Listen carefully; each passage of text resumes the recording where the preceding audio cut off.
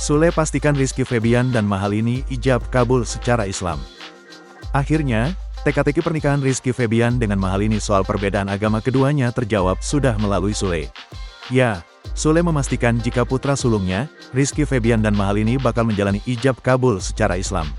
Sule juga menyebut, jika calon mantunya, Mahalini akan mengikuti keyakinan calon suaminya, Rizky Febian, alias mualaf.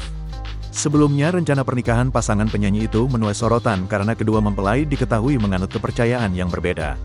Mengetahui perihal tersebut jadi perbincangan publik, Sule calon ayah mertua Mahalini buka suara. Dalam sebuah video, Sule menjelaskan rangkaian acara yang sudah dan bakal dijalani kedua calon mempelai. Sule memastikan, akad nikah di Jakarta yang dikabarkan digelar pada Rabu, tanggal 8 Mei tahun 2024, bakal digelar sesuai tata cara agama Islam. Lini sudah diizinkan dan sudah diperbolehkan untuk menikah secara agama kami nanti di Jakarta. Terima kasih buat semuanya ya, ujar Sule. Sule juga mengungkap bahwa Mahalini akan berpindah agama ke Islam seperti Rizky Febian. Alhamdulillah guys, semua sudah selesai jadiin tuh acara me pamit, ujar Sule.